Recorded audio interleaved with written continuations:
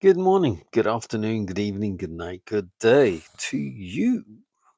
Sabbath blessings, one and all.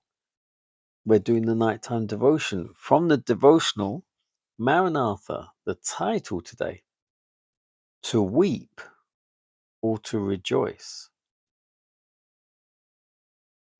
Jeremiah 8:20. The harvest is past, the summer is ended, and we are not saved.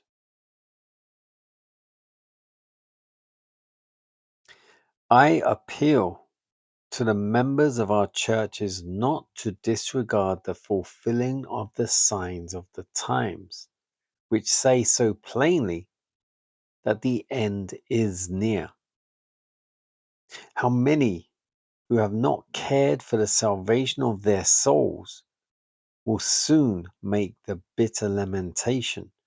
The harvest is past, the summer is ended, and we are not saved.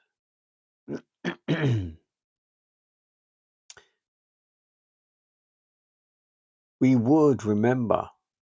should remember that it is court week with us and that our cases are pending.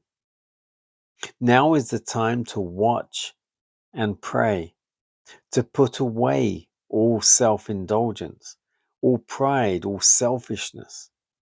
The precious moments when that are now by many worse than wasted should be spent in meditation and prayer. Many of those who profess to be keeping the commandments of God are following inclination instead of duty. As they are now, they are unworthy of eternal life. To these careless, indifferent ones, I would say, your vain thoughts, your unkind words, your selfish acts are recorded in the books of heaven. The angels that are present at Belshazzar's idolatrous revelry stand beside you as you dishonour your Redeemer.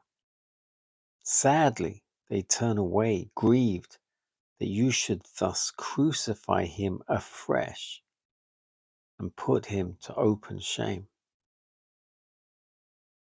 On Christ's coronation day, he will not acknowledge as his any who bear spot or wrinkle or any such thing. But to his faithful ones he will give crowns of immortal glory. Those who would not that he should reign over them will see him surrounded by the army of the redeemed, each of whom bears the sign, the Lord our righteousness. They will see the head once crowned with thorns, crowned with a diadem of glory. In that day, the redeemed will shine forth in the glory of the Father and his Son. The angels of heaven, touching their golden harps, will welcome the King, and those who are the trophies of his victory, those who have been washed and made white in the blood of the Lamb. A song of triumph will peal forth, filling all heaven. Christ has conquered. He enters the heavenly courts accompanied by his redeemed ones, the witnesses that his mission of suffering and self-sacrifice has not been in vain.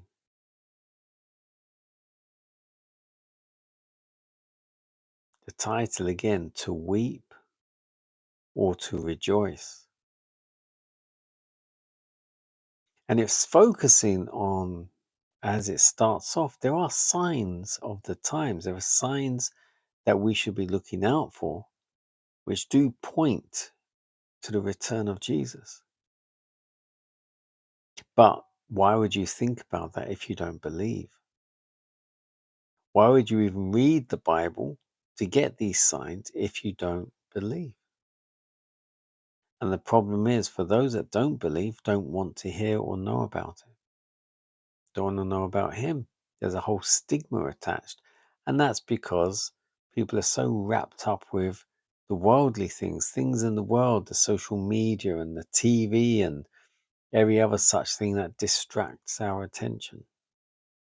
And there's loads. Now they think of anything and everything to distract our attention, be it movies, sports. And don't get me wrong, I'm not perfect.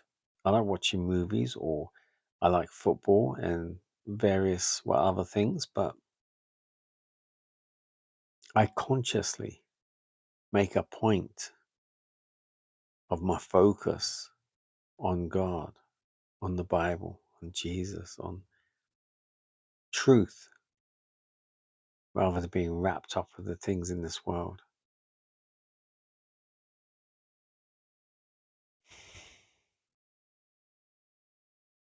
People who don't believe one day will get a huge spiritual slap around the face. But that day might be too late for them to really wake up.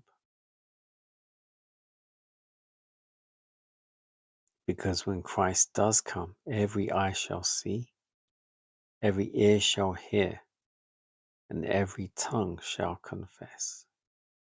Doesn't matter who you are or what you believe.